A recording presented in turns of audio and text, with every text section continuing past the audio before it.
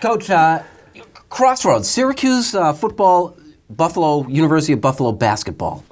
They're at a crossroads because they're both on the upswing with coaches that the fan bases are scared to death are going to leave. Well, I think the one thing I've noticed in any type of leadership is that it is important to have a good leader. And certainly right now, Nate Oats and the football coach, Dino Babers, have shown that they have great leadership qualities. So I certainly, number one, would try to keep them and enhance what they're doing. But the unfortunate thing, the coffers there aren't as big, especially at UB, as it would be at maybe a bigger program. So I think the other thing is you got to be really, as an athletic director, thinking, is there someone on the staff? Because that's what happened when Nate Oats said, he was Bobby Hurley's assistant and he's done well. Because there's a big risk to hire a staff member that's never been a head coach. Because the one thing I will say about coaching is that sometimes it's overrated, but sometimes it's underrated. And if you don't have the right leader there, I've seen programs that were good plummet in a hurry. And so these two guys have proven that. Yeah, absolutely. I mean, Syracuse football, it's been a long time in the dumpster. Right. Yeah. So I think there's a little bit of a difference, certainly, between the two programs. I hate to do this, but I'll do it for a second and give Doug Marrone a little bit of credit because when he came to Syracuse, they were as low as it has been. But he wasn't sustainable because Doug Marrone was thinking about Doug Marrone. And I think Dino Babers at SU has been more of a program-building guy. And I'm happy they're keeping him. Great recruiter. But they also are in the ACC. It is a Power 5 conference. And if you want to pay Dino and he keeps bringing players in and he likes it in Syracuse, he could stay there.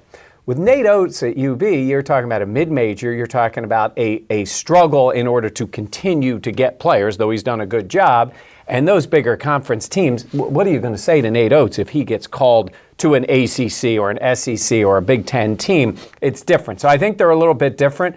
But I like, in both cases, what they are doing. And again, you give Bobby Hurley credit, too, because he started that there at UB. Took a chance on a high school coach. He really did, and he's done well. But you know the way it goes in NCAA. I mean, these guys, they're going to be looking for those coaches quickly. I think you might be giving Babers a little too much credit. And I love Dino Babers. He's a motivational guy, and it's great that he signed the extension. But listen, I mean, Syracuse has the money to keep him around, like you said, where UB doesn't have that cash, and they're in the Power 5 conference. So if Dino Babers wants to, he can be a very well-paid and successful football coach. It's not like he's taking anything less to stay at Syracuse. Plus, Syracuse is kind of in a position where they might have to do everything Dino Babers wants because you have another legendary coach that's going through a little bit of a struggle right now who's on his way out. If you want to stay relevant in NCAA sports, you have no choice but to pay Dino Babers and keep him around and give him absolutely everything he wants. Well, I don't think there's any doubt they should pay him, right? Syracuse makes enough money. I mean, you can pay a coach like that. Look at the Dome. I mean, you've added